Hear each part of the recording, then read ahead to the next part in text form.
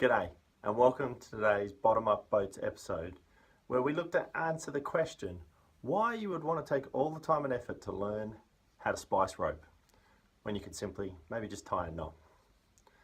So with Jabberwocky inside, stripped down and drying out, have plenty of time to start thinking about how we're going to put it all back together.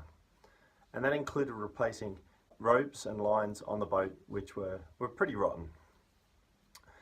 So I took the opportunity to do a bit of research and learn a new skill, which is something that I'd wanted to do since I was very young, but never really had the opportunity in the boat park to learn off anyone because it's not something done during regattas due to the time-consuming nature of the skill.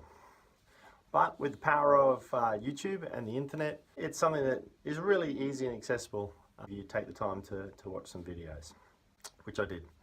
So before we get to looking how you do a simple Brummel lock splice on single braid rope, let's take a look at the reasons why you would want to splice. The main reason for wanting to splice is the effect that tying a knot has on the breaking strain of a rope. Tying a knot can reduce the breaking strain from anywhere from 20 to 45%. Whereas if you do the perfect splice, it can maintain the full breaking strain of the rope. Now, I'm by no means an expert and don't think I will ever do the perfect splice, so I probably lose 5 to 10% of the breaking strain, but this is much, much lower than a bowline, which is often used to create a loop, which actually takes away 45% of the breaking strain of the rope.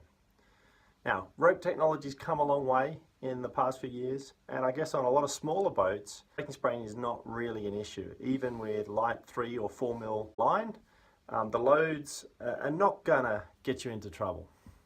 However, with the super fast 100-footers that are out there today, the massive sail plans, electronic winches, the breaking strains are massive. Having the splicing work is critical. A, for the strength, and B, because it reduces the weight of the line that you can use. And once again, with lots of rope on those boats, it can actually take a fair amount of weight out of your program. Over and above that, splicing is really neat and clean. And the other advantage is that there's no chance of it coming undone when it's not under load. Now, of course, there are some disadvantages to splicing. It's permanent. So it's not like you can just undo it if you get into trouble, so you would have to cut it away. And then it also is a little bit more complicated than tying knots. But I do remember back to how difficult it was for me to learn how to tie a bowline. And I must admit, it's actually easier now to do the splice, even though it does take a little bit longer to do. So from my perspective, I think it's a must, particularly on our Mum 36, which has up to nearly 3,000 pounds on the running backstays. You're out in a big blow. And over and above that, it just really looks professional and shows the opposition that you mean business in the way you maintain and rig your boat out. So hopefully that explains a little bit of why you would want to use splicing as opposed to just tying knots. And now what we're going to do is take a look at how you would make a simple Brummel splice.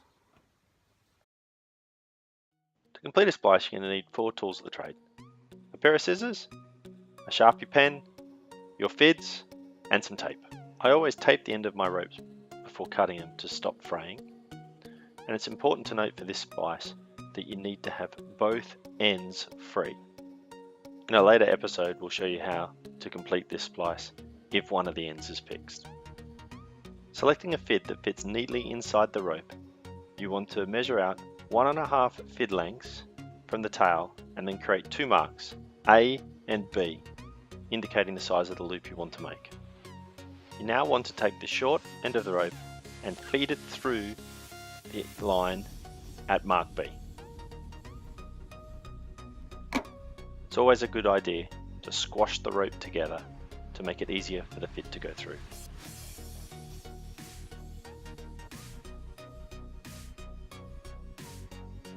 Pull the tail through, ensuring that mark A crosses over at mark B, coming out at the other side. Now you want to take the long tail and put it through mark A. Once again, scrunching up the rope to make it easier to get the fid through. At this point, you've locked the rope back over on itself and your splice is fundamentally secure. Now to put the tail inside the line to complete the splice. Using your FID at the exit point of the splice, feed the FID up the center of the main core, sliding the tail up, making sure that you exit a good half FID length past the actual length of the tail. The final step in the process is to create a taper on the tail. This smooths out the start of the splice, preventing a bump which could get caught in pulleys and other lines. Pull the tail through and start taking out a few strands of the core. Cutting them off and then moving further up the line and repeating until you get to the stage where the end of the line is frayed but has many less strands than where you started with the initial cuts. Once you have completed the taper, it's just a simple matter of sliding the outer core over the inner, making the inner core disappear and completing your splice.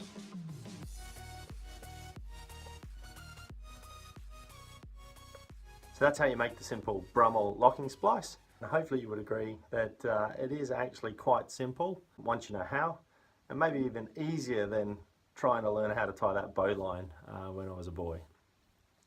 And with practice, you can really reduce the time it takes to do and get quite proficient at making this simple splice.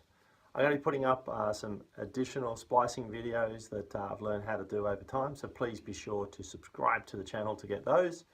And you can also check out a whole lot more information on the rebuild process and all aspects of the bottom-up boats at our website by clicking at the picture over here.